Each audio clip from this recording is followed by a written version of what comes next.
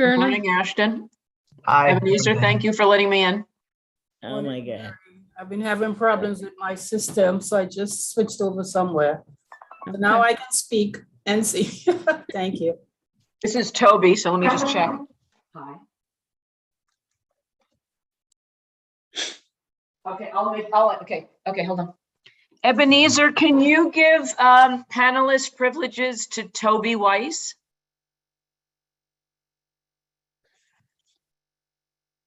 Yeah, what we do on this committee is basically upgrade everybody, because that way, you know, we don't have to do it little by little or one by one. Okay, Toby's just been on for a bit, and I think she just Okay. wants to get comfortable and see everybody since she's going to be.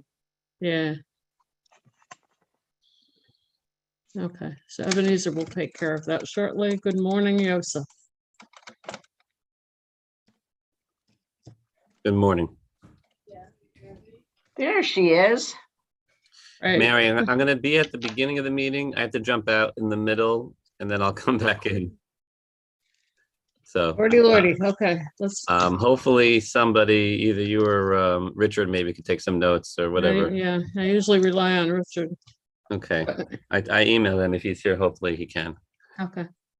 Can you all hear me? Because Yes, I Toby. Yes, Toby. Hello. How Here are you? now. okay. I don't know what happened before. Thank you.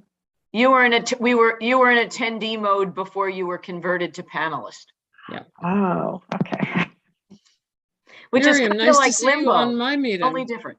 I just felt like, you know, usually at home I talk and I'm talking to the walls and no one answers. I figured I was the same here. So you're in good company.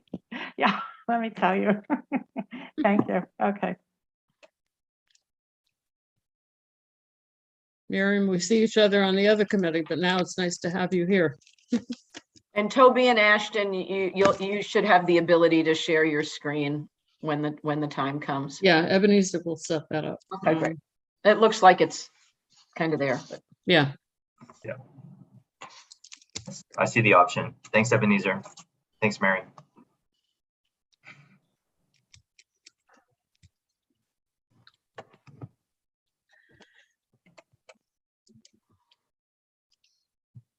to learn how to put my background up for Zoom. That's a skill set I haven't learned yet. It said host disabled share screen. Is there a reason for that? I'm sorry, say that again. It's when I tried to share my screen, it said host disabled screen sharing. Ebenezer will set that up as soon as you're ready. Okay. Okay. Okay. So yeah.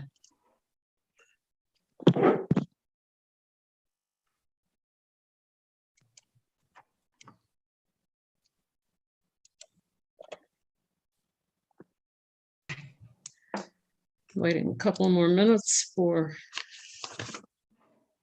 more of my committee members.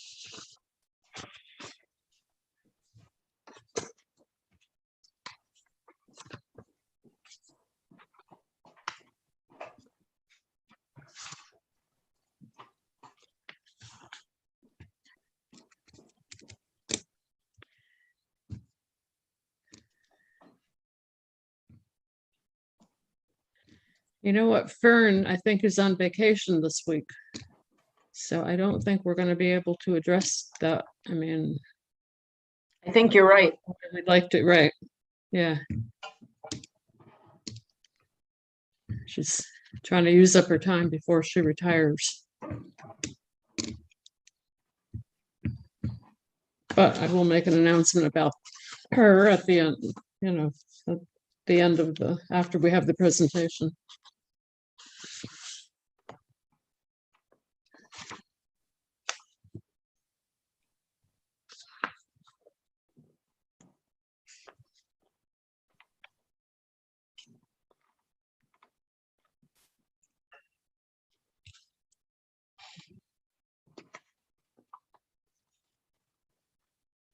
Is that Shuli who's there from Mariah?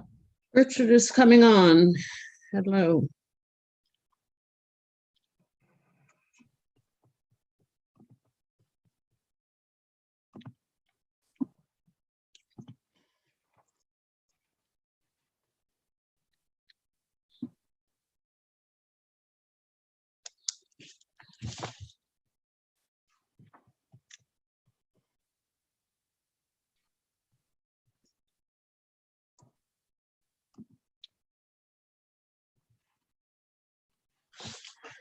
Good morning, Richard. Good morning. This is Barry from HiCap. Good Hi, morning. Richard. Barry, Yes. hi. I don't know you. Where do I know I'm- you from? Or do I'm I with know the- you? No, I'm with the New York City Department for the Aging HiCap program, the Cool. Medicare Counseling Service. All right. I think you might know Eric Hausman. Who? Eric Hausman, he's the Yes, person I that do. asked me to Yes, sit yes, in. very much so. Yeah. Yeah, he asked me to sit in on this call. Okay. Thank you for joining us. Thank you. Okay. All right. Let's get call this meeting to order at 10:38 a.m. Mary, I think Dory Garcia is on her way. There are a number of different things happening in the building here, which we're both likely to be jumping in and out of. Okay, no problem. Now, speaking of jumping in and out, Richard, I just want to tell you that Joseph is unable to stay he's got to jump out somewhere in the middle of the meeting. I'll try to, take some notes, but if you can help me out Rem- while you're in, Or we'll listen to the video later. Okay. between the bunch of us, but there'll be the recording as well. So, maybe Joseph, maybe that's the best way, is to go by the recording instead of having so many of us trying to take notes and piece it together. Okay? Yeah, that Why don't sort we of leave takes it the at that? meeting into itself. Yeah, why don't we leave it at that, Joseph? Okay?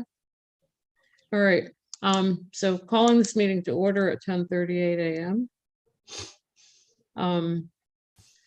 Let's do introductions. My name is Mary Anderson. I'm the chair of this Aging Committee for Concerns of the Aging. Ebenezer, could you introduce yourself, please? Good morning, Ebenezer Smith, District Manager, Community Board 12, Manhattan. Thank you. Maria? Good morning. My name is Maria Luna, a member of this committee. I'm also representing the Department for the Aging, the special commissioner panel designated by the mayor. Thank you. Joseph? Hi, Yosef Kalinsky, Assistant Chair, and I also work at Yeshiva University. Thank you. Richard? I'm Richard Allman. I'm a member of Community Board 12 in this committee, and I work for Arc Fort Washington, managing the A. Philip Randolph Senior Center. Okay. Diane? Diane Ashley, I'm Chief Marketing and Communications Officer for MJHS Health System and also representing Isabella as part of our family. Ashton? Ashton Stewart, Veteran Liaison and Cultural Sensitivity Outreach Coordinator for MJHS. Toby? I'm Toby Weiss, AVP of Cultural Diversity at MJHS Hospice and Palliative Care. Miriam? Miriam Ravner, Cultural Sensitivity Liaison for MJHS Hospice and Palliative Care. Thank you. Barry? Barry Klitzberg, I'm a Medicare counselor with the New York City Department for the Aging HiCap program, which is another government acronym for Health Insurance Information, Counseling and Assistance Program. And we work with seniors and people on Medicare to help them navigate the maze. Verna? Good morning, Verna Arthur with the Department for the Aging. I'm the Government Affairs Officer for Manhattan. Thank you. Shirley? Good morning, Shuli Gottman, Mariah Senior Center. I'm the director. Thank you. Did I miss anybody? I don't think so. All right. Okay. I want to take the liberty of making a very sad announcement at the beginning of this meeting. For those of you who have been on the board or involved in the community for years, I want to announce that Norma DiCandido, who was a longtime member of the community board and the Aging Committee, both as a standing member and as a public member, passed away Sunday evening.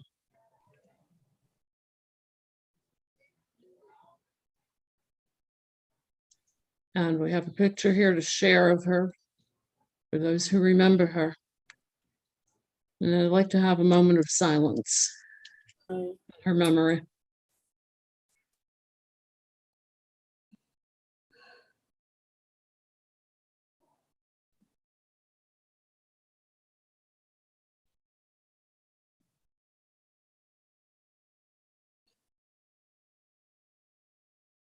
Thank you.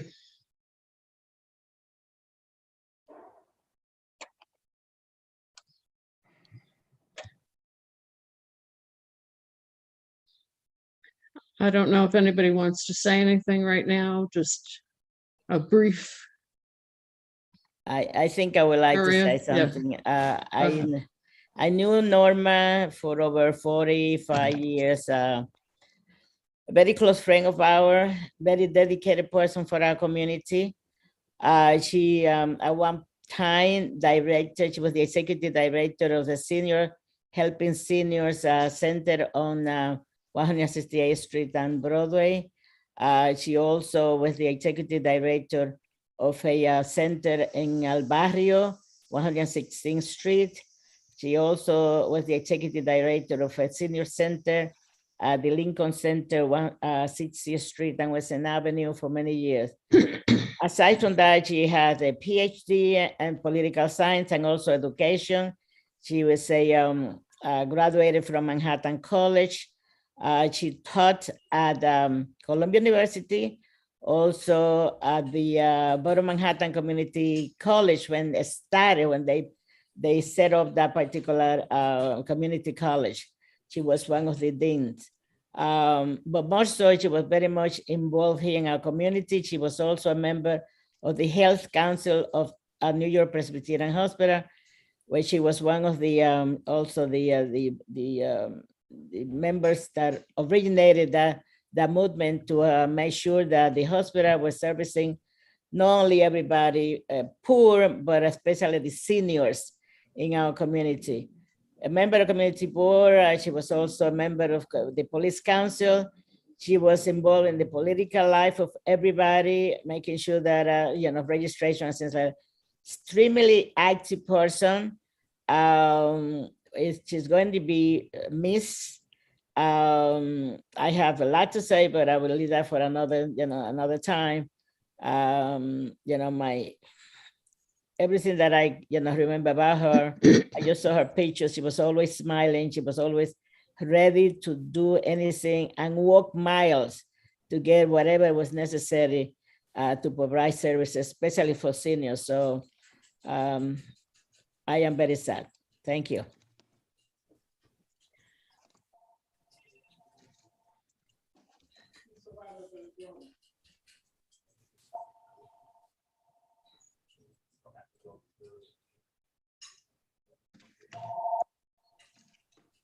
Sorry, hold on.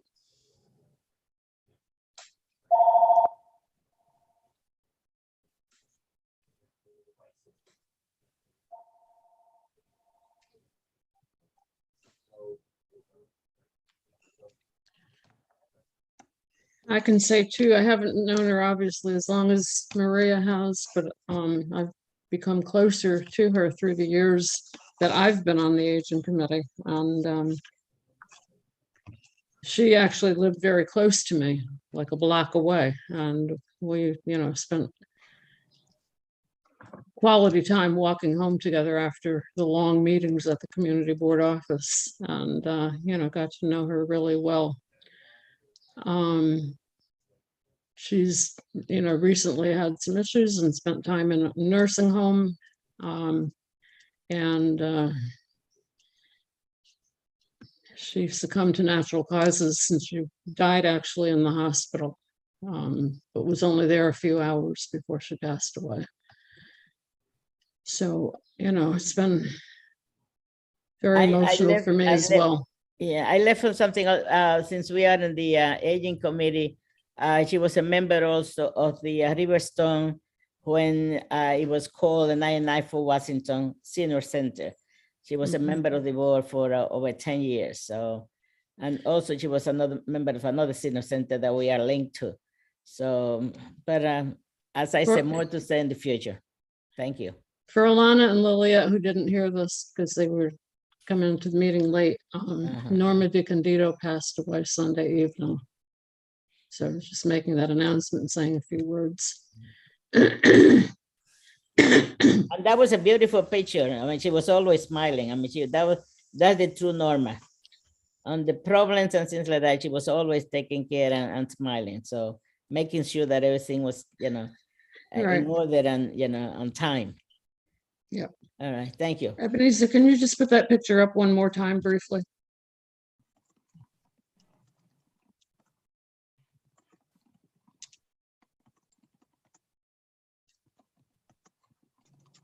I took this picture last time I saw her for National Night Out. I believe it was in 2018 in Highbridge Park.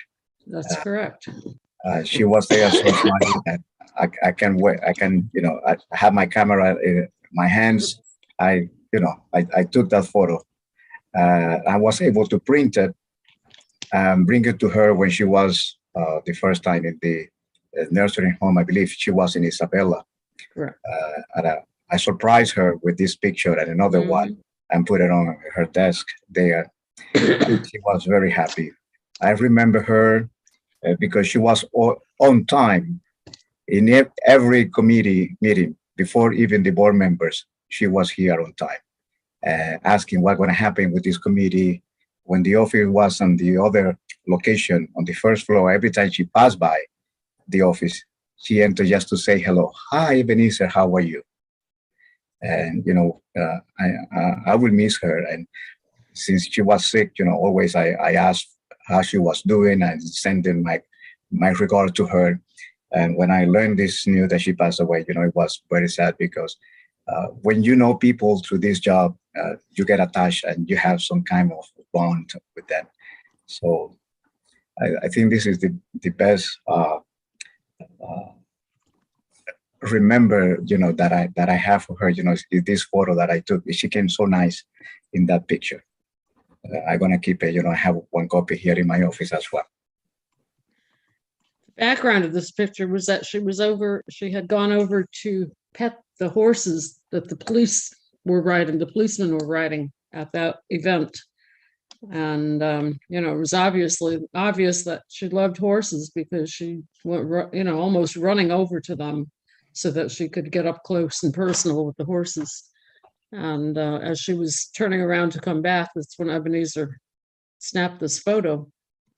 And the joy in her face is just, it's her. It's her. All right, let us move the agenda. Thank you, everybody, for your thoughts. So our presentation today is going to be about cultural competency and sensitivity. And thanks to Richard Allman for his input into this and kind of pulling it all together. We had another plan, but unfortunately, due to circumstances beyond our control, that plan couldn't come to be. So this is the presentation we have for this point. And with a focus on the LGBT community. So this presentation is going to be led by Diane Ashley, who's the Chief Marketing Communications Officer at MJHS Health System, and presented by Toby Weiss, AVP of Cultural Diversity, and Ashton Stewart, Veteran Liaison and Cultural Sensitivity Outreach Coordinator, both at MJHS Hospice and Palliative Care. And we thank all three of you for your willingness to lead us in this presentation. Richard, do you have any additional words at the moment? Excuse me for being away for a few minutes, so I probably didn't hear the words that were said. Well, I made the before, introductions of the presenters, and it's with much appreciation for people at Diane and people at MJHS to put this program together. We certainly started our committee discussion a few months ago over best ways to observe Pride Month. A really good discussion with Diane evolved into how do we look at this in the broader context of cultural competency, in the things that touch our lives, our seniors in so many ways. And I think it's a beautiful observance of the month that's happening today. So take it away, Diane. Thank you so much. And just want to start by thanking Mary and Richard for engaging us in this dialogue and for inviting MJHS to share our work in this space and how we can help the community at large, or certainly through education and beyond. We take great pride in our commitment to providing culturally sensitive programs for all members of the community. Our staff speaks 55 languages, and our team members, as you'll hear when we move forward, we embrace meeting all of our patients where they are, and I think listening and responding to people with respect is at the core of everything we do. I really want to sort of, I think the format of this is that we're going to give a presentation and then leave ample time for lots of discussion. So we encourage people to jot down any questions you might have, because we will be engaging in what we hope will be a rich Q&A at the end of this. Mary already did an introduction, so I won't do titles again, but I will give you a little bit about the backgrounds of the people on our team who I'm so very proud are going to be covering this presentation today. The first is Toby Weiss. Let me go well beyond her title. She leads our team of cultural sensitivity liaisons and coordinators through outreach and community work. She and her team identify gaps in cultural and faith-based communities. She's the co-chair of the NHPCO Diversity Advisory Council. That's the National Hospice and Palliative Care Organization, and sits on the National We Honor Veterans Committee. And there is actually a very interesting intersection that Ashton's going to talk about between the veterans and LGBTQ communities. Toby's efforts led to MJHS earning a We Honor Veterans Level 5 partner status, which is the highest you can achieve, and initiated LGBTQ educational programs in collaboration with Sage Care, leading to achievement of platinum credential for 5 consecutive years. Again, the highest level you can achieve in education and training for providing culturally sensitive care to the LGBTQ community. Toby's expertise in developing educational outreach programs builds bridges of understanding that improve equitable care across the continuum and ensures that we meet the needs of our patients of all religious, spiritual, cultural backgrounds, sexual orientations, and gender identity, as well as military status. She presents widely and has participated in the development and dissemination of multiple peer-reviewed programs. Toby earned her MS in Human Resource Management and Organizational Development from the Robert Milano Graduate School of Management and Urban Policy, a certificate of bioethics and medical humanities from Albert Einstein College of Medicine and the Benjamin Cardozo School of Law, and a bachelor's degree in marketing and merchandising from Stern College for Women at Yeshiva. She's on the advisory board for the National Coalition for Hospice and Palliative Care and the NPHI Interfaith and Veterans Forum. Ashton is a recent addition and a very much appreciated recent addition to our MJHS family. He comes from a long line of military men and women who served in the British forces. After immigrating from the UK and then Canada, he entered the US Navy through the Delayed Entry Program and served during the first Gulf War. In 2005, Ashton relocated to New York, where he earned a bachelor's degree from Lehman College and a master's in public administration from Baruch. He has served as the executive director of the New York City chapter of the League of Women Voters, program manager for Sage Vets, a New York State program for older LGBTQ+ veterans, and I'm very proud to say recently joined us. As a member of our cultural diversity team, Ashton enjoys working with veteran service providers and advocates to ensure access to benefits that are equitable for all veterans and their families. We really do hugely welcome this opportunity. Our cultural sensitivity is very much at the heart of our mission. And we're proud to share that work and be a resource for the community. So with that, I'd like to turn it over to Toby. All right, I'm going to try to share my screen now, if I get permission. And do you see it? Can you see my screen? Not yet. Ebenezer, can you allow Toby to share her screen, please?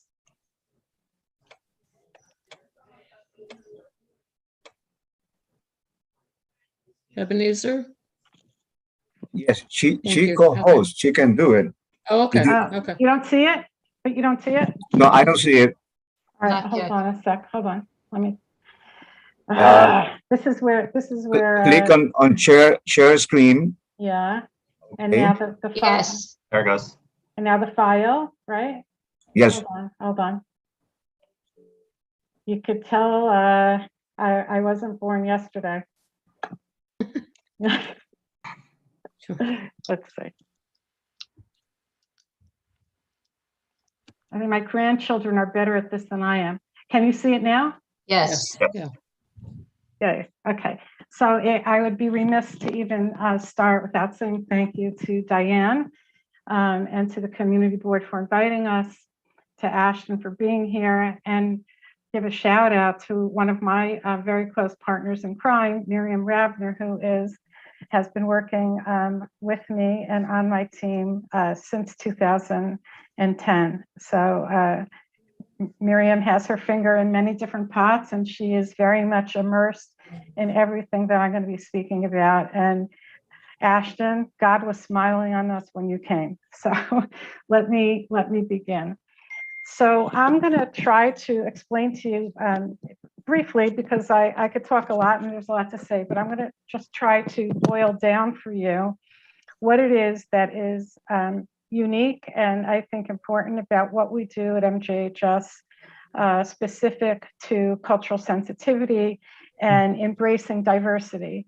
And when I say embracing diversity, I'm talking about not only in the communities that we serve, but within our own organization, because they're both flip sides of the same coin.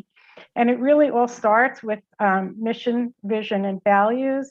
And to be very candid, there are many, many organizations that use the terminology in their mission statement, but there's a huge difference between talking the talk or walking the walk. And I'm proud to say that at MJHS, we do try with every fiber of our beings to walk the walk. Proof of the pudding is that my role exists and I have a team that supports this, because you have to have buy-in at every level in an organization in order to actualize what you have in your mission. So what are we talking about? We're talking about delivery of culturally sensitive care. Yes, and in our mission statement, it says every minute, every day. What does that really mean? So I think we have to take into consideration this reality check, which is that not all people are the same. You know, there is diversity and there are differences across communities, but there are also sizable difference at times within communities and even, I would say, within family dynamics and family units.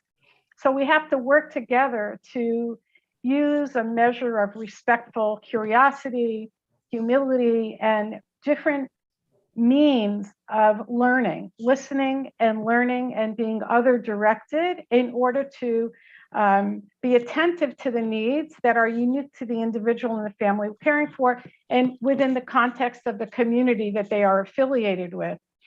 You know, I have a bullet in there, it takes a village. I say that a lot because it really does take a village. The village I'm talking about now, though, is everyone who is part of the care delivery process. That means people who are clinicians and people who are not clinicians. That means people within a healthcare organization. It means people like you, a community board with active, engaged individuals that represent different parts of the community. It requires a holistic approach. And what we do is try to bring together all of the pieces to the puzzle and continue to improve what we do in order to deliver care that is in alignment with a person's lived experience. Each person has a different lived experience. We can't bundle people only based on what we know in generalized terms about their history. One of the things that we focus on a great deal is person-centered, PCTI, person-centered trauma-informed care that addresses what I just said, each person's lived experience. I don't know a population in the world that hasn't experienced trauma in some way, shape, or form. Think in terms of Holocaust, think in terms of different genocidal experiences in different countries, think in terms of the LGBTQ elder community, who for years since Stonewall have been trying to come out, but have many of them still, unfortunately, live closeted lives because of the discrimination that they experience. We have to also deliver care that's in alignment with each patient and family's values and beliefs. That's not always simple because sometimes there are differences within the family unit, as I mentioned earlier. So MJH's organizational approach to caring for diverse population embraces different things. So we have, I would say our mantra, or my mantra certainly, is that cultural sensitivity, I'm using that term specifically, cultural sensitivity has to be a best practice. One of the way this presentation was introduced was with the terminology cultural competency and cultural sensitivity. So I have to say that it is very, very difficult to attain cultural competency because no one person is a master of all trades. No one person is an expert in every different background, every different faith, and every different culture. But what is very attainable is cultural sensitivity. So what do we do to prepare our staff, the caregivers, the providers, to be able to attain this level of cultural sensitivity?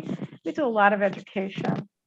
It's never, ever a one and done. Every single person is educated about this cultural assessment, which is a peer-reviewed, evidence-based tool which allows for a person, now I'm talking to a community board, so I'm talking to people who are maybe in healthcare or may not be in healthcare, but essentially what a cultural assessment allows all of us to do is when you are engaging with an individual on whatever level, you want to be able to engage with them based on who they are. So a cultural assessment allows us to reflect on what is the information that will be relevant in order for me to treat this person as a human being based on how they identify culturally, religiously, or otherwise.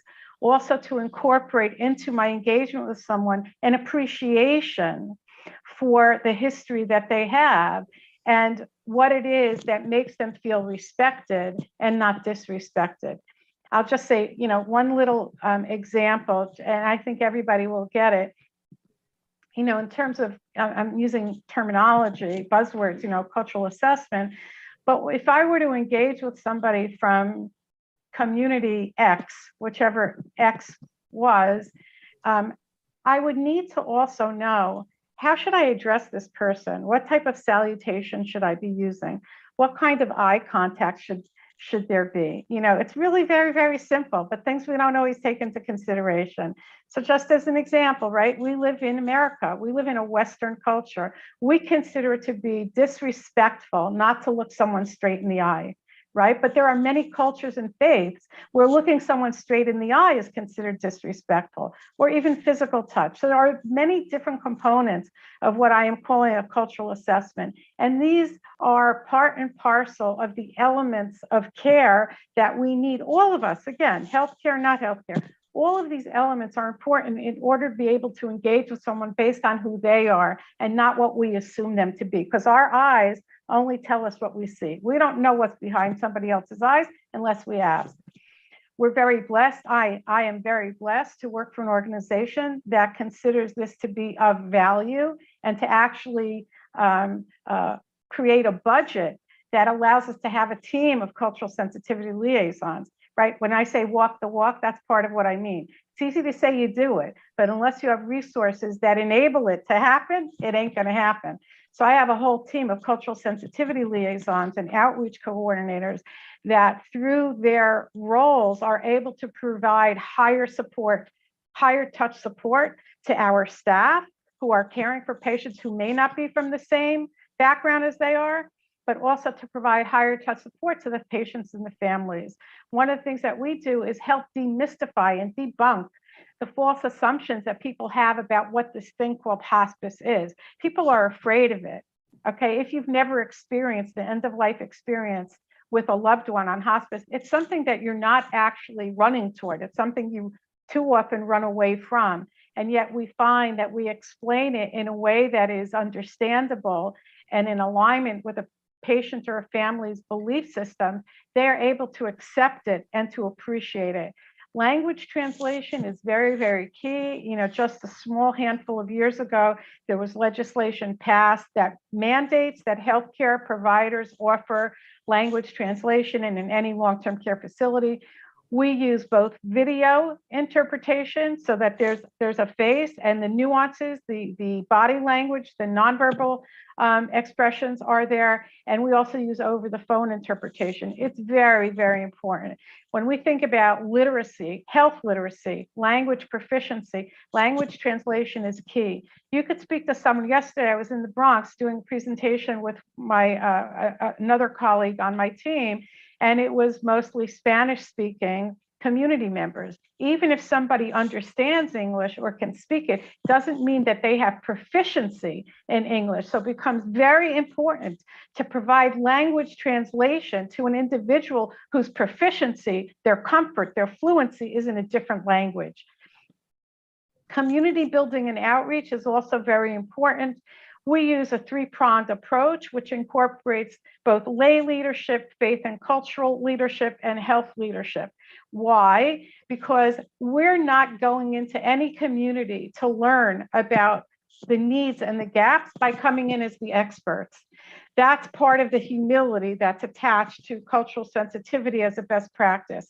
When we go into communities and with different demographics and different geographies, our approach is to listen and to learn and to look to the people who are anchored in the communities, the social service agencies, the community boards, the senior services organizations, the lay leaders, the faith leaders, and healthcare providers. We don't look for our healthcare providers. Well, nobody uses the yellow pages anymore, but we don't Google to find a physician that we're going to use, right? What do? We look at the people in our community and ask friends, family, or people that we trust in senior centers and other places, our faith leaders. Who should I use? I'm having this type of an issue. This is what my loved one is dealing with. Who would you recommend? That's how we get our providers. We do it through word of mouth referrals. And so we're not looking for the referrals. Diane, don't report that to the CEO of the organization. But when we do outreach, and whoever knows me knows that I say this all the time, unfortunately, I wish that hospice would go out of business, but there are too many people who need the kinds of services that we offer. And inherent in what I just said is also a reality that there are many, many more sick people out there than any one organization can handle.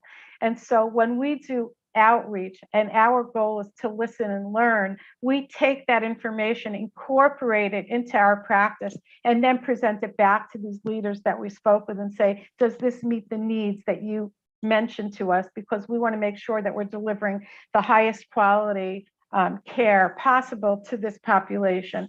And if we do high quality care, we'll end up getting patients, but there's enough out there that everyone can get a piece of the pie. We just care about making sure we're delivering the care in the way that is most relevant to the patients that we're serving.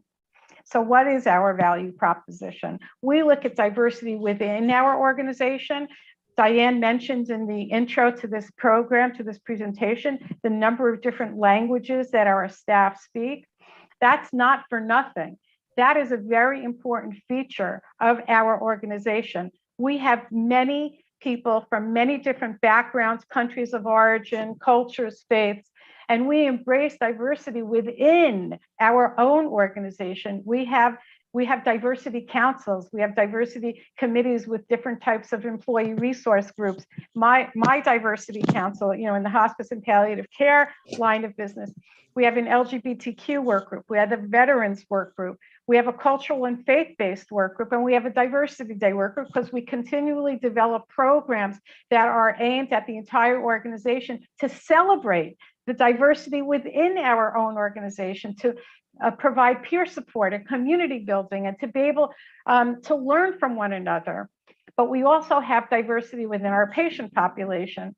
I'll say that one of the things that I'm proud of, and just tell me if I'm talking too much, but one of the things that I'm very proud of really within our organization is that when I do tracking of the demographics of the patients that we serve on an ongoing basis, I'm always looking at what our statistics are. And I have to tell you with a lot of pride that when I look at the demographics, the national standard, the national average in the hospice universe for African-American patients who utilize hospice, if I'm not mistaken, is 8.2%. It's 8-point-something percent. 20% of our patient population is African-American. 20% out of 5,000 patients, 20%, 1,000 patients, give or take a few, just sometimes it's 21% are Black. Similarly, 20%, 19 to 20% of our population is Latino. We're talking about huge numbers when you look at national averages across the country. So we look at our patient population and we look very carefully at what the needs and the gaps are to make sure that we are delivering care in accordance with the population and the community's needs, their wishes, and we look to provide help, not just health, help. What does help look like in this community? And that means finding out other resources that are available to work in tandem with the healthcare delivery process that they're receiving. We have a team of cultural diversity liaisons and outreach coordinators. We have a Jewish Holocaust survivor, veteran, Chinese-speaking Asian sensitivity liaison, and Latino. We are hoping to get with Ashton's onboarding process. Ashton has worked as the program manager within the LGBTQ community, and he brings with him expertise not only in the LGBTQ community, but also in the veteran LGBT community. The work that we've done around the LGBT community really came about because I had this like lightning bolt aha moment that we're living in a region that has the highest concentration of LGBTQ community members in the country. SAGE is it's headquartered in New York. So we partnered with them, we collaborated with them, fabulous organization. We were able to take every year, we have mandatory training. It's not voluntary, it's mandatory because we have to maintain a baseline cultural competence or cultural understanding of the community that we're serving. The demographic that is changing the most is the elder LGBT community, and they are still impacted by the discrimination that took place historically. And so what became obvious to me after 2 or 3 years of doing the SAGE care training is we had to take it a step further. We had to walk the walk, right? I used that term before, not just talk the talk. It's really nice to have a window cling on your door or in your window to say that we have the SAGE Platinum, but what does it mean in action? What can we do to demonstrate that we are actualizing the learning that we are going through? And so we initiated a SOGI initiative. SOGI stands for, as probably you all know, sexual orientation and gender identity. We use an electronic health record company that does not incorporate into the EMR assessment or demographic categories that enable us to ask about birth gender or sexual orientation or gender identity or partner status. So what we did was we engaged 2 geriatric palliative care physicians who are experts in the LGBTQ community. One happens to be a transgender female physician, and one is a gay man who work for an academic medical hospital. We partnered with them over a 2-year process. It started in actually Pride Month, June 2019, and we had education, also mandatory education, in order to prepare us for what we were going to be doing, which was adapting our electronic health record to assess for sexual orientation and gender identity. And we did. In November of 2019, we adapted our health record. We had a rollout. We continue to monitor and track the number of LGBT elders that we have. In the last year, currently we care for 50 members of the LGBTQ community. Are those numbers skyrocketing? No. Is there a comfort level across the organization in assessing for this? No. But is it being carried out? Absolutely. So we continue to work on this because it's a reality, it's a need, and we are committed to it. The other thing that we do as part of who we are as an organization and our commitment to diversity and cultural sensitivity is we access grants that enable us to find resources, to tiptoe into those waters of different community needs and actually develop resources that educate us as well as the community. We advocate, we have ambassadorship. We go to Capitol Hill, we go to Albany, we engage with elected officials in advocacy, authorship. I personally, as well as many other people in our organization, have authored peer-reviewed articles. We've developed programs. We develop educational opportunities with CEU credits. We do this all the time because we know that there's a buy-in, especially when people who need continuing education can access credits for it. We do many, many different conference presentations across the country, locally, regionally, and we function as well-spoken representatives in many different organizations, and our goal is always to move the needle in the direction that it's needed.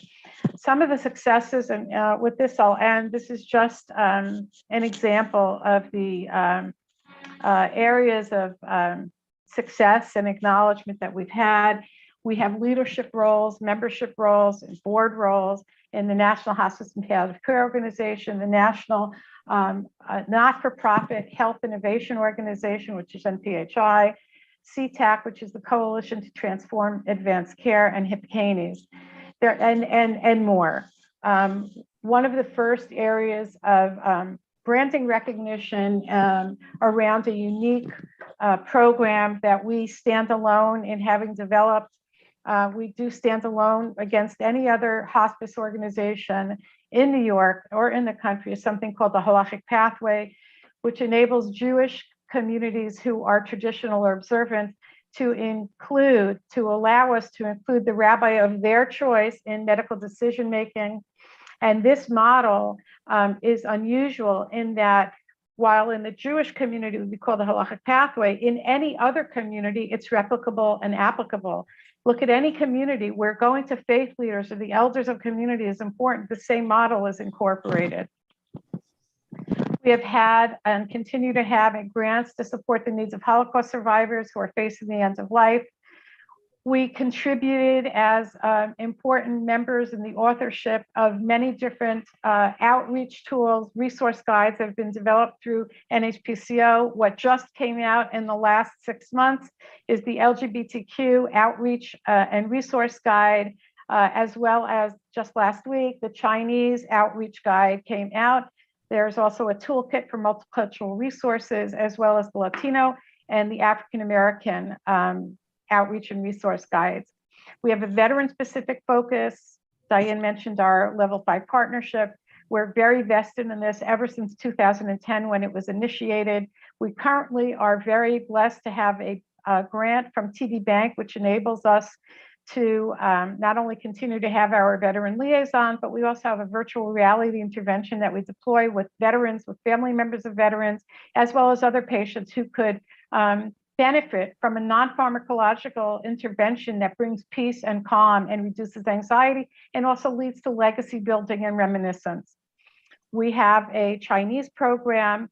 We collaborate with national and local organizations. On the national level, there's CACCC. On the local level, there's Caring Kind. Carrie, our Chinese liaison, is part of the board of the Chinese arm of Caring Kind, as well as KAIPA. Our LGBTQ focus is something, there has been a tremendous amount of traction around the work that we do in the LGBT community, as well as the veteran community. We've also, and I'm gonna just, in 2 minutes, I'm gonna turn it over to Ashton, who led the SAGE Vets program, and we collaborated with him and participated in programming and education with him, and now we're lucky enough to have him aboard. We also have a Latino and tremendous focus in penetrating the Latino and the other communities of color. I see that it's already 11:20, so I think I'm going to stop. If there's time at the end, I do have a very beautiful vignette to share about a patient that we had who was a Vietnam veteran and a gay man, but I'm going to let that go because I know that Ashton needs time to talk as well. And then if there's any time at the end, I'll share it because I think it would be of interest. So I'm going to turn it over now to Ashton. Thank you, Toby. Okay. Share my screen here. But before I begin, I just wanted to thank Diana for putting this together and inviting us to participate, and certainly to Toby for allowing me the privilege to join the MGHS team, which has just been awesome. I joined on the 5th of May, was my first day at the agency. And it's just been thrilling meeting people, learning more about the programs and the work that they do.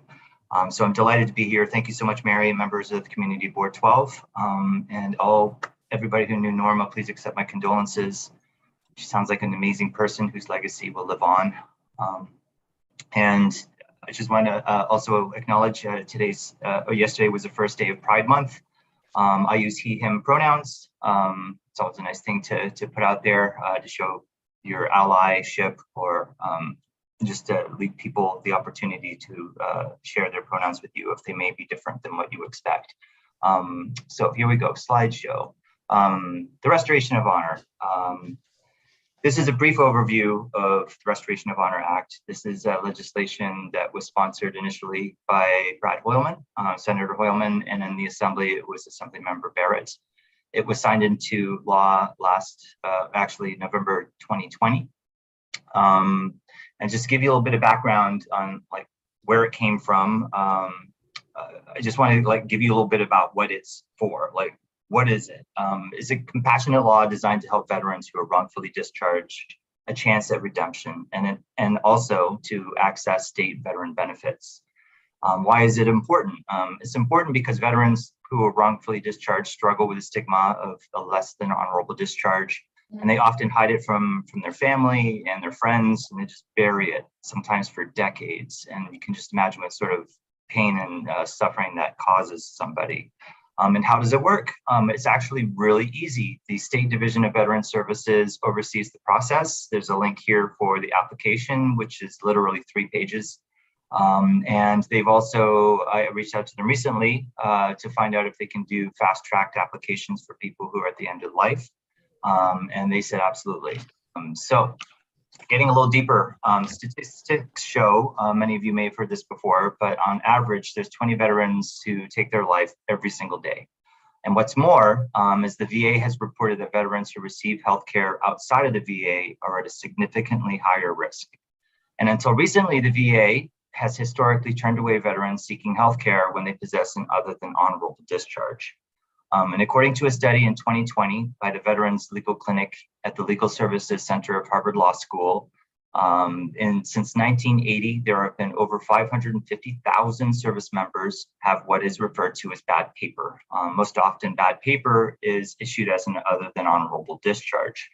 And what that really means is it's a character of discharge that's not punitive, but it carries with it a heavy load of stigma and pain. And in fact, thousands of veterans were discharged due to mental health conditions, and others due to the military's anti-LGBT policies that existed until 2011 when Don't Ask, Don't Tell was repealed, and then again in 2021 when the transgender ban ended. In New York State, we are offering veterans an opportunity to have that honor restored through this legislation. And part of the MGHS commitment to the community includes the responsibility to care for our veterans in a way that is unique to them and their military experience, and honoring their services to our country and understanding the traumas that may come along with their life at this delicate time of their lives. The Restoration of Honor, like I said, went into effect in 2020, and we were the second state in the nation to pass this kind of bill. Rhode Island was the first, and New York takes this step one further because Not only do they address veterans who are discharged for sexual orientation and gender identity, they also include mental health issues such as military sexual trauma, known as MST, post-traumatic stress disorder, known as PTSD, and traumatic brain injury, known as TBI. That really gives a much bigger net or catchment for people who have OTH discharges. And since New York passed this bill, we're seeing a trend. There are now several states with this type of legislation, and many are crediting New York for the inspiration. The legislation helps veterans by providing state-offered veteran benefits such as the blind annuity, pension buyback, burial benefits, and most importantly, letting go of the guilt and shame that ought to go hand in hand with getting a less than honorable discharge.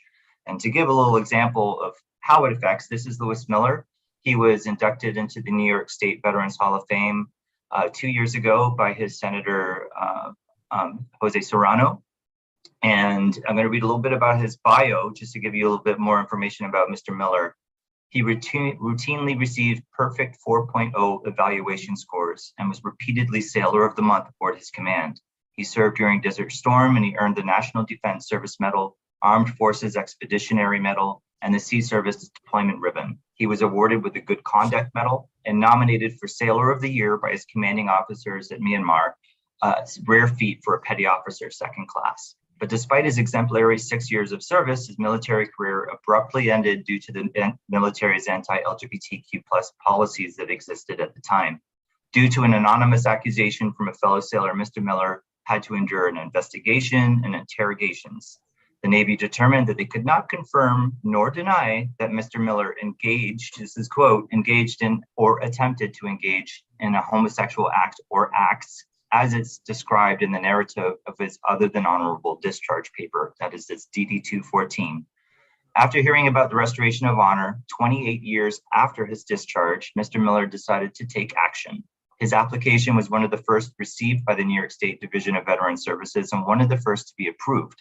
When asked how the restoration of honor has helped, Miller stated, "I have enormous admiration for the US Navy, but not the policy that ended my career.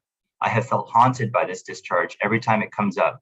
Going through this process of getting my discharge upgraded has helped me re-enter social spaces that I have avoided for far too long, and suddenly I have confidence in myself and the quality of duty I provided the US military. I would encourage others in my situation to apply for the restoration of honor and reclaim your honor." And what I didn't mention is that he recently retired from the MTA and he is now eligible to get his 3% pension buyback. Without the honorable characterization issued by New York State, he was not eligible for that. And so at MJHS, we are always looking for ways to fight for anyone and everyone in every community that we serve to help them rest in peace. And one of our strategies is to raise awareness about existing legislation that supports this cause. And a second strategy is through our legislative advocacy program. The Restoration of Honor offers us a perfect opportunity to engage with veterans who have carried the stigma of an OTH discharge for far too long and offer them a chance to reclaim their honor. And that is it. That's the end of this is just like Restoration of Honor in a nutshell. But I would be happy to share this PowerPoint. There was a conference that was sponsored by the New York State Bar Association that brought together 5 states that have this legislation, and there's a YouTube video. So I will stop sharing my screen here and just go back to this. Okay. So Thank you, Ashton. Okay, go ahead, Diane. No, I was just going to say, Toby is always at the ready to share a story or to express more examples. I think what hopefully came across is a genuine commitment, not that we have all the answers, but a commitment to listening and learning, implementing best practices to the extent that we can, and respecting each and every patient that we care for and their family. And in an Asian family, it might be navigating the role of the eldest son in making decisions when the eldest son is living across the country and the real caregiver is not the eldest son. And in the LGBT community, it might be understanding that somebody's chosen family may be more important to them than their biological family. or across the board, as Toby said, that trauma plays a role in people's life experiences, and often comes into play at end of life, both for the patient and for their family, because there's lots of back and forth of everybody protecting each other and trying to make sure that the end of life experience is one that is kinder and gentler than the horrors that came before. But we are happy to answer any questions, and obviously at Mary's discretion, Toby is certainly at the ready to share the vignette, but wanted to give people an opportunity to ask us anything you want to. And you know, we didn't spend a lot of time talking about hospice. We made an assumption that this group was aware, but it's about providing the care and support at end of life when somebody has been diagnosed with 6 months or less. And that care is emotional, it is physical, it is relieving pain, emotional and physical. It is being there for the family, it is psychosocial, it is creative arts therapy, it's involving family members, it's involving religious and spiritual leaders to the extent and wish of the patient and their family.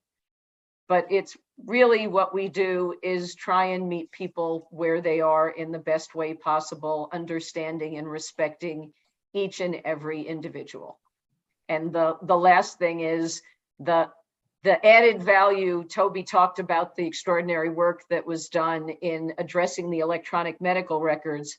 The value of that to the patient means that depending how one wants, what pronouns someone wants to use, or how one wants to be referred to, or who their loved one is, that if we capture that in the medical record, that it makes it that much easier for us to speak to them with respect, that at every point of touch, we are honoring the values of the person that we are caring for.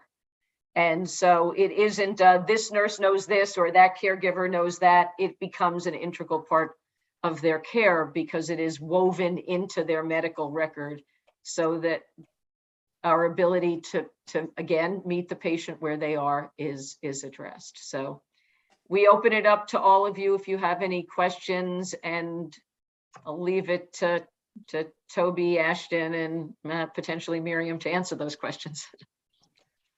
All righty, thank you so much for this exciting presentation. I was just, thrilled to hear all of this,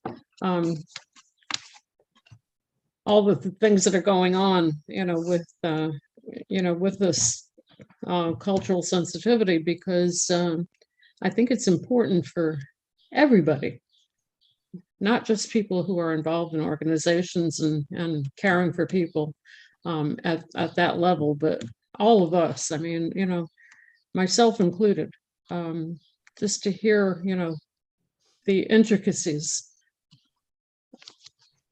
of the involvement. So, questions, concerns, comments? If you could raise your hand, that would be easier for me. There's Richard. Richard, yes.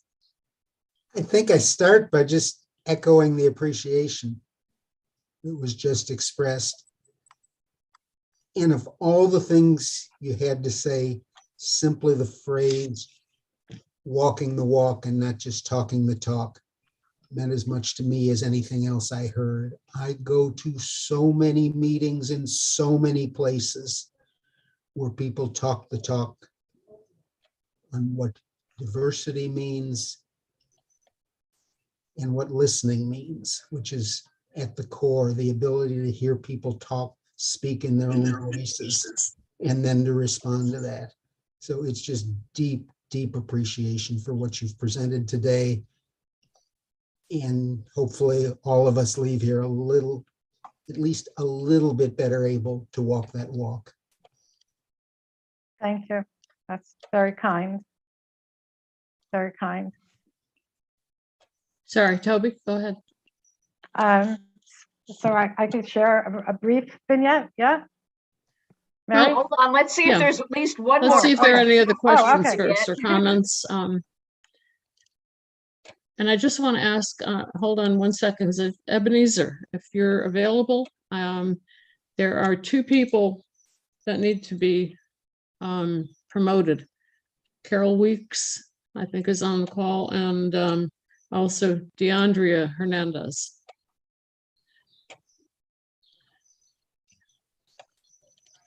Okay, thank you. All right. Maria, did you have anything to share, comment, ask? Excuse me. I'm still sugar about Norma. I know. The services for the diversity. Did I hear, or maybe I missed something about how services for the relatives of people who are, gays and whatever? I don't, because I'm very much familiar with the situation. Someone very dear to us, which was ostracized by the whole family when she was married before, had children, and all this thing, happens, and came out in the open, and everybody pushed her aside, and she was almost on the verge of committing suicide. So it's just like, how do we deal with situations like that in the medical field and also in the social, in the social. Toby, can you take that? Yeah, so thank you for that comments and the question. So one of the things that we always have to be very cautious about and mindful of is a person's degree of comfort and safety. So, when I spoke earlier about our operationalizing SOGI, assessment of a person's sexual orientation and gender identity, one of the interesting outcomes of the process as we continue to monitor it based on the clinical staff's comfort level and ability to message, the questions and ask for this information. There was two interesting things happen. I got feedback from a clinician. I don't remember if it was a nurse or a social worker, but it was one of them, that the patient who was part of the LGBTQ community refused to answer the question when there was a family member present. So when I say we have to be cautious and we have to be mindful, it's because we can't make assumptions about whether or not a person wants to identify in front of others. And so we always need to respectfully ask permission of that individual and explain that we're going to be asking questions that may seem a little bit unusual. Do you prefer that we ask you this, just us and you? Or are you comfortable with having whoever it was, the family member present? We always have to be clear that it's the person that guides the care. We can't make assumptions. So that's one thing. We have to always be very cautious and ask for safety, make sure that they feel comfortable before we ask the question. And that speaks to what you just described. Families do not always, there's also often rifts, a fractured fairy tale, a family that we would like to think that all families are like one big happy family, but there's often fractures in that family. So we need to understand the family dynamics before going in that direction and make sure to create safety. That's one answer. There was another situation though, which for me was, and for the LGBTQ work group, that we would run this through, and the physician experts that we engaged to help us through the change to operationalize SOGI. There was a manager of a team that said that when they were reviewing, we have interdisciplinary team meetings where you go over all of the cases of the patients that you're having. And there was an RN who was a case manager, a nurse who was a case manager, who himself was open and identified as a gay man. And when there was discussion about SOGI, about the expectation to assess for this information, he got very angry. This nurse, who was a gay man, got angry that we were going to be asking for this information. And it blew our minds. It absolutely blew our minds that somebody who identified openly as a gay man would get upset that we were incorporating assessment for sexual orientation and gender identity in our practice. And then it dawned on me, another lightning bolt dawned on me. We don't know what his experience was coming out as a gay man. We don't know what issues of safety he was concerned about. We needed to make sure, this was our learning opportunity. We had to make sure that everyone knew without any doubt that the information that was being accessed was only for the purpose of treating this person with dignity and respect and was not going to be shared with anyone else. And so there are many different influencing variables that could make a person feel at risk or safe. We have to make sure they feel safe and have confidence that we're asking for the right reasons, which is caring for them based on who they are and not what other people think they are or want to believe they are. I hope I answered you meaningfully. Those are true stories. And then I'll just add one more build to that. We are obviously big proponents of advanced directives, which means that somebody, if they're not able to speak for themselves, picks the person they feel comfortable with making the decision. And if they are in a fractured family, Maria, that you described or that Toby addressed, it is extra important that they pick the person they feel safe with, they trust, and that will honor their wishes. Not perhaps a person who's biologically related to them, but doesn't understand them or respect them. And so all of that is part of providing a safety net and a support system to make sure that we're treating people with respect and that they're getting the care that they need as they need it. Thank you so much. All right. Anyone else? Richard.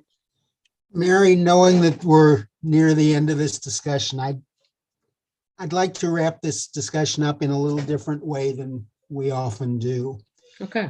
And I would like to offer a motion that we pass a resolution recommended to the CB12 board. It isn't fully written here, but this would be the context of it. The resolution would be in appreciation of MJHS leadership on cultural competency in human services, their presentation to CB12 and willingness to share their experience, especially during LGBTQ Pride Month, what it has done to advance our dialogue and experience and their own practice of cultural diversity. And I would offer that motion for a second and for consideration.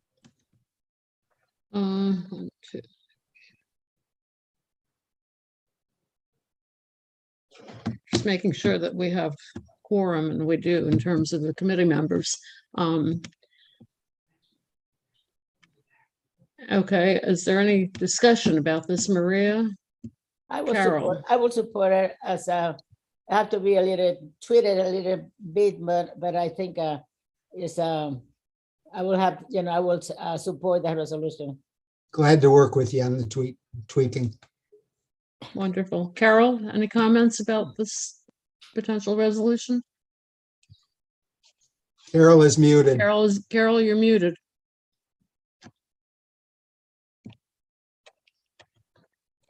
Carol? I think she's working on it. Uh-huh. Good. No, There you I say go. it sounds like a very positive approach. Okay. So should we take a vote on this as a potential resolution that will be tweeted? And I guess it would have to be presented at the executive committee because we don't have another meeting coming up until September. All right. So it sounds like all in favor, but let's make it official. I vote yes. Richard? I vote yes. Okay, so you're taking the votes of the members of the committee first and then the public, Can you right? say it Correct. one more time so I could vote, Mary? Okay, Richard, sorry. Could you, Go ahead. what, can you just explain one more time, unless I'll just not be able to vote? What am I voting on? No, you can, The Richard will say it again. language that the language that was presented, with respect for the fact that it was written quickly and may need a little bit of tweaking, is in appreciation of MJS leadership in cultural competency and human services, their presentation to CB12 and their willingness to share their experience, especially during LGBTQ Pride Month, what it has done to advance our own dialogue and experience, and their own and appreciation for their own practice of cultural diversity. Could you add there and detail information, I mean, education? Maybe you can add, and also the detailed information education presenter, you know, or something like that, or just. Yes, you want also in there. Because it was more an education presentation than anything else. I mean, I learned so many things that I wasn't aware of. May I add to that, and responsiveness to community concerns and questions? Yes, indeed. All right.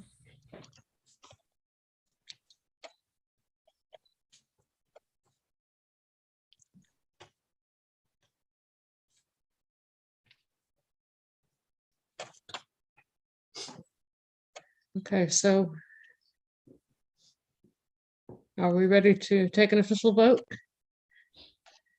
How about if the committee members raise their hand?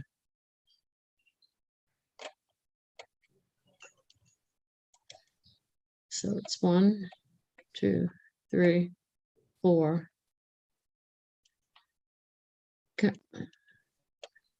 Carol? Her hand was vote? up. Her hand I'm was sorry? up. Okay, good. Thank you. 5. So 5 committee members.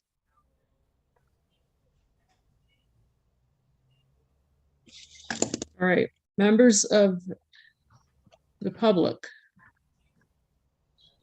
If you would like to vote, if you're voting yes, please raise your hand to accept. 1, 2. Just make sure that everybody can vote. I mean, you know, anyone that is in attendance can vote. I don't think This there's really a particular time. conflict of interest here. Huh? I'm sorry? Sebastian voting? No, he's not allowed to vote. But I think will that- tell you, it's hugely appreciated. Okay, so once again, I'm sorry. So 2.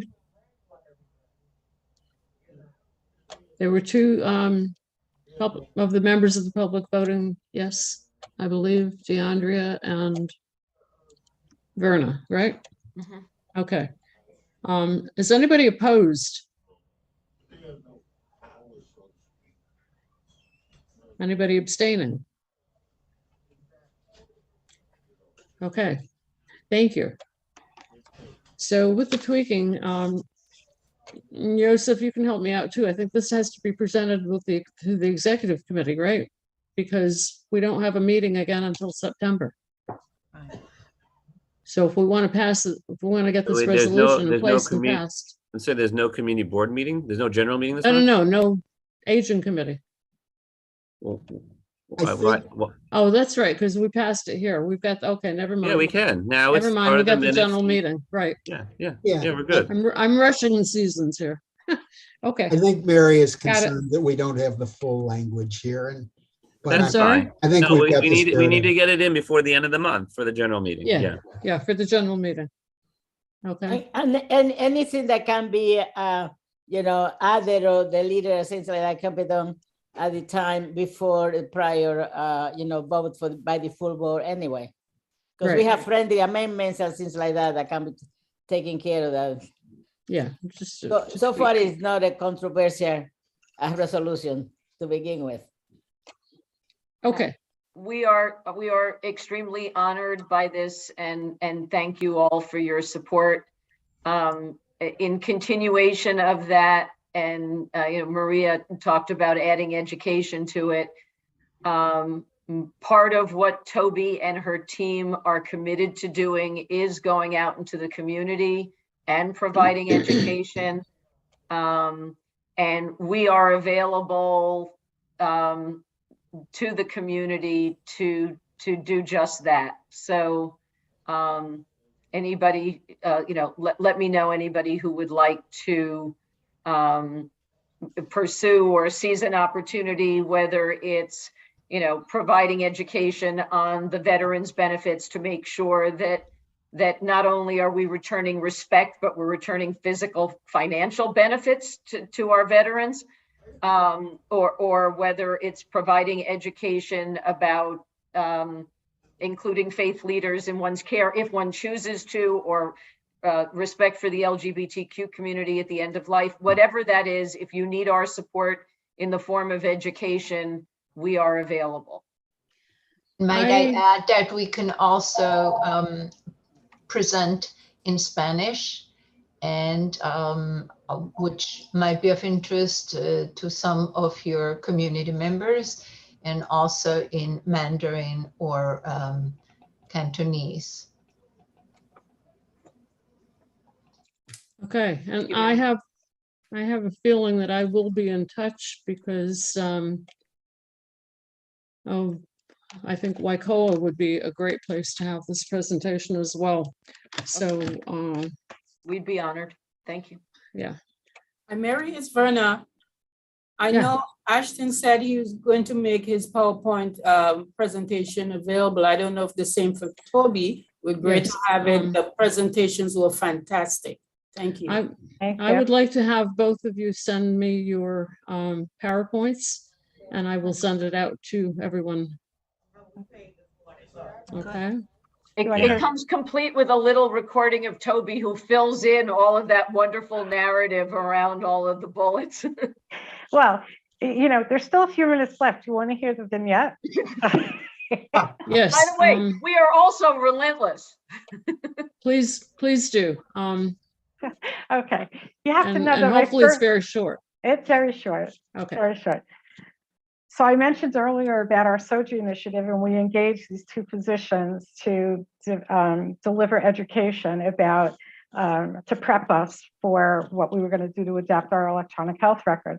That happened to have been in June of 2019, which was Pride Month. And it happened to have been that next Sunday, the training was on a Thursday, that coming Sunday was going to be Pride Parade.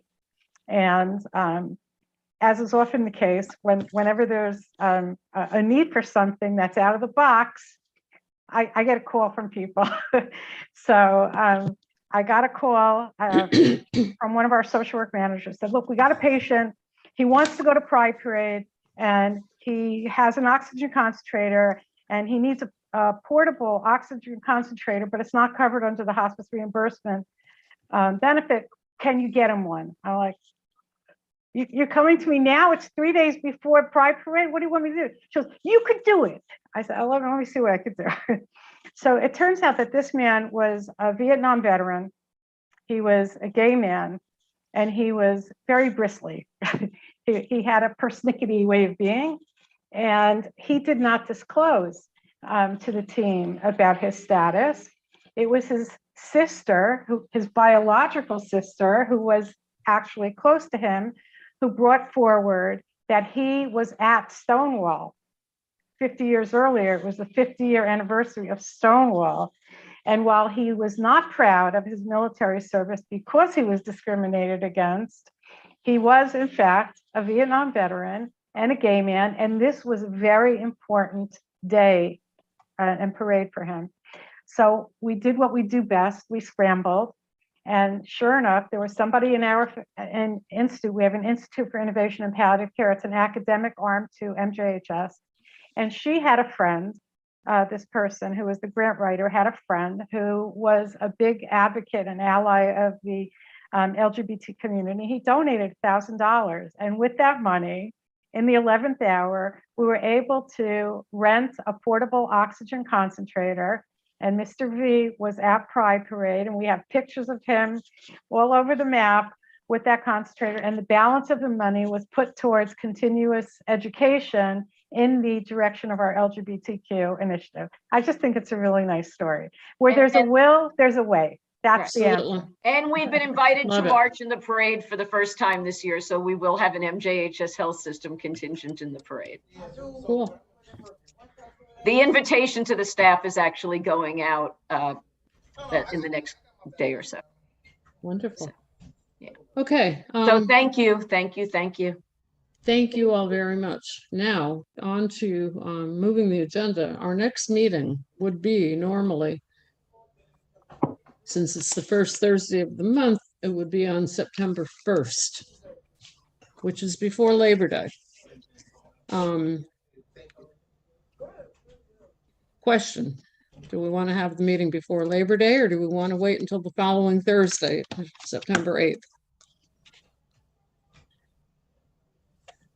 Don't everybody speak at once, committee? Well, probably you'd have better luck with attendance if you waited until after Labor Day, because people make that their demarcation point in the summer sometimes. That's Richard? my take on it. Okay, thank you. Richard? By a little bit, I think it's probably better if it's after Labor Day. At the same time that you're looking at the calendar, would you take a look at October also? I'm not sure whether there's an overlap between our Thursday meeting and Yom Kippur, but I think there is. I'll take a look at that right now. We have our resident expert. Yeah. Hold on. For me, I'm working already end of August, so it doesn't really matter too much to me. But if it makes a difference for those that attend, okay. No, Yom Kippur is Wednesday. Okay, that's the answer. Yom Kippur is Wednesday, the 5th of October. Okay, thank you. So we're okay with the 6th? The 6th should be fine. Okay. The 6th should be fine. And in terms of whether we do the 1st or the 8th, it doesn't matter to me, but I'm not a voting member of the committee, but I think you're But you going to can get chime much in. better attendance if you do the 8th. That's fine. So I'll have the minutes reflect that we're going to do that. Yeah. I'm sure that that everyone will agree with that. Because people are usually away until, through the Labor Day, if they can all be, try to get that last weekend and enjoy. So, announcements. Oh, no, I have. Yeah. You're on mute, Maria. You're muted, Maria. I'm sorry. The WICO and the Department for the Aging Advisory Board have not met. I recently saw the commissioner at an event at City Hall, and she told me that they were working on setting up a next meeting. I think Bernard is here, right? She can confirm with me that we haven't had a meeting, official meeting yet. So there was no report so far. Okay. The Youth and Education Committee, in collaboration with the Aging Committee, has pretty much every year done something in coordination with the youth performing for seniors or that kind of thing. So there is a plan to have an intergenerational guitar and vocal showcase on June 19th, which is also Father's Day. So we'll be celebrating Father's Day. The event will be at the Y. That's Sunday, June 19th from 2 to 4 p.m. I will send out the flyer to everyone, and particularly committee members, if you're able to join on that day, please do. Okay, I will be there representing the committee, but I would like some of my colleagues to be there as well, if you can, and anybody else that can come. Also for the senior center directors, if you can encourage your seniors to attend, that'll be a good thing. Okay. Any other announcements? Mary? Yes. May I make a suggestion for the September agenda? Yeah. I'd like to have a discussion on the senior and disabled seats in the front of MTA buses. We've had a few different opinions over the months on things that needed fixing. I think it's the signage that needs fixing, which would be something pretty easy for us to act on. But maybe an open discussion over how those seats function. Yes, we can do that. And since I'm on the Traffic and Transportation Committee as well, I can bring that over to them after we figure out what we want to do. Yeah, that's probably where it's going to have to go. Yeah. Okay. Okay. All right, now, my plan was that let me make another announcement. Fern Hertzberg has been on this committee for eons as well, both as a member and as a public member. However, she is retiring effective June 30th. And I'm just going to encourage people to make some remarks to her. Excuse me, I'm fighting with my cat to not jump on my computer and shut me off. But since she is unable to be here because she's on vacation, I don't know if people would like to say anything.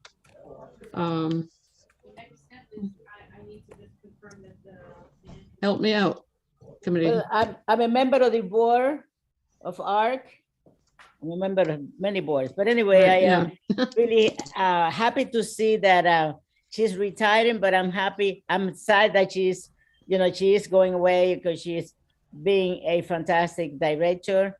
And I, wish you all learn of how to run senior centers the way she had done it for 20 some years. But anyway, I'm also happy to hear that Doris is coming on board. Also, she has Richard, which is a member of our committee and also a member of the staff running a fantastic center on 146th Street. And the new center that is coming is being opened on 184th Street. But anyway, talking about Fern, I mean, she has been an asset to all of us and experts on senior issues and things like that. So as I said, it's a sweet and sour situation for all of us that knows her. I wish her well. She's going to stay for a little while. She's not retiring tomorrow or anything like that, but officially she's, I think she's retiring at the end of June. Right. Right, Richard? Right. Yes. Okay. She, she agreed to stay on the aging committee if I would, agree to be the chair of the committee. Well, I urge the people. Sure. I'm sorry, Mary. When we retire, we think that we are going to, retire and go away on vacations and trips and things like that. All of a sudden, people engage us more after we retire because they think that we have more time. But They anyway, should. I'm sure. They should, Maria. They should engage you more. What do you mean? You're doing the right thing. Give us a break. Give us a break. You want to go on that path behind me and just keep going, right? I mean, I've been retired also for almost 8 years. So, here I am doing more and more and more. Anyway, the other thing I wanted to announce is that Dory Garcia has become a public member of the committee. And, we look forward to having her input as well as, her expertise in being the director of ARC 16. Richard? Okay. Mostly, I just want to echo what Maria just said, except for what she said about me. That shouldn't be said.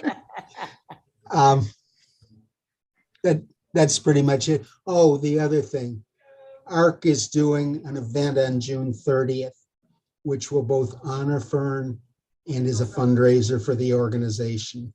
It's from 11 to 2 that day. And I'm hoping Maria can provide a little more detail than I'm providing right now.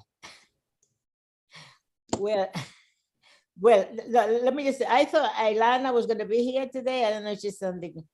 He was on earlier, but couldn't stay Okay. on, so. Because today is the gala raffle and everything else that we have at the Riverstone Right. Center. And I am, I'm so happy that we sold all the raffle tickets. So I hope to win something. But I also would like to congratulate Riverstone, which I happen to be the treasurer, for a successful year and for a successful gala. Anyone that would like to be interested in attending is this afternoon. Oh my God, the time. I think the raffle is at 1 o'clock and the event is at 6 p.m. It's by Zoom. It's it's not an in-person event. So anyone interested, maybe can get in touch with Ilana to get the details about the link. I don't have it at hand right now. I didn't get the link for it, but I got the, They sent it some time ago and I just have to look for it. But I only saw the, the invite to purchase tickets Right. for the raffles. Mary, could I say- Ebenezer. Oh, okay, I didn't see him. I just want to say a few words. Yes, Mary. Wondered if you had any comments for, about Fern, for Fern. Just wanted to include you in this. Sure. I met her when I started working as a district manager in 2007. She was a member of the board and she was also the treasurer. So I had the pleasure, my first month here as a district manager, to work very close with her with the budget in the office and the report. And it was a pleasure.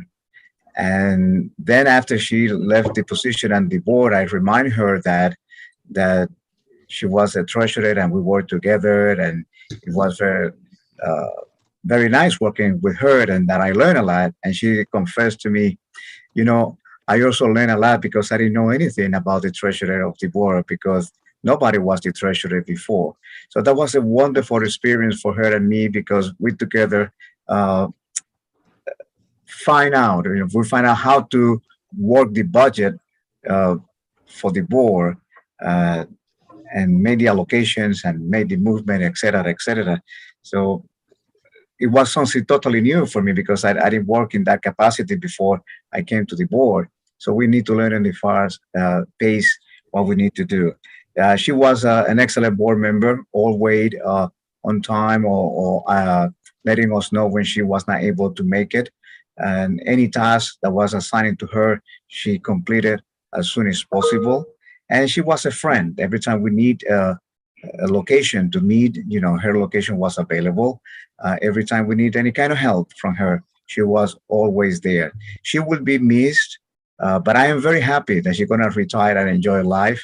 I remember that she mentioned that she will not be able to be continue to be part of this board as a public member because she doesn't live in the district and she will not be working on the district. But she will be missed, and I hope that she enjoy her retirement and serve some kind of volunteer in some place where she can, as little as possible because she deserves a good retirement to enjoy life. Thank you. Carol, go ahead.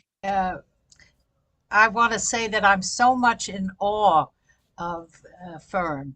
I never saw anyone like her. You can mention any name from 100 years ago, slight exaggeration, dead or alive, Fern will say, oh, yes, you mean Marie Anderson or whoever the name is.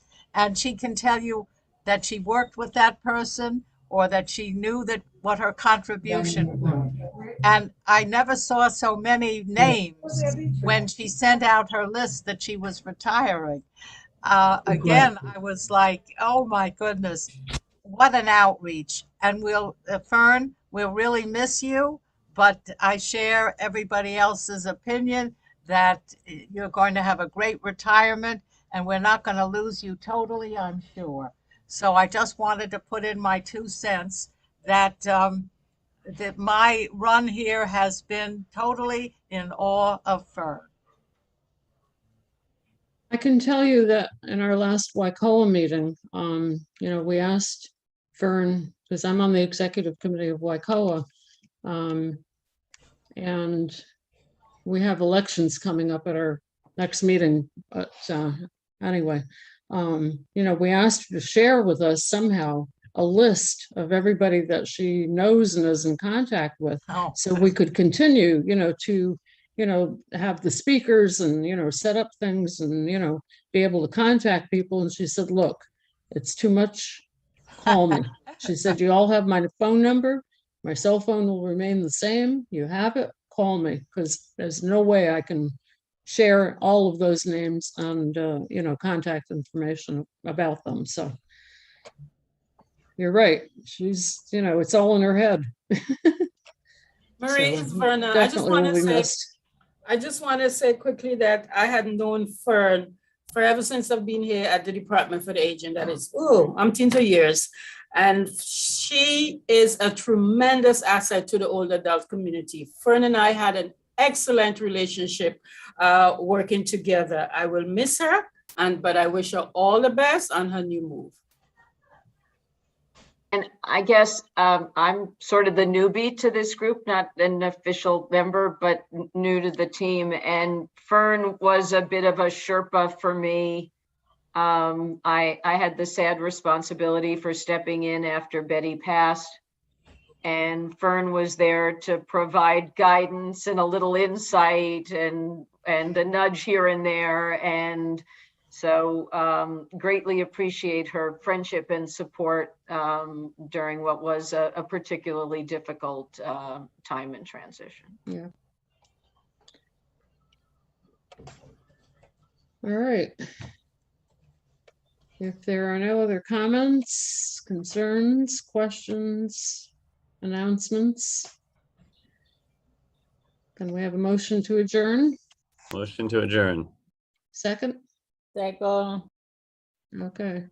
Okay. Thank you all. Thank you very much. All right.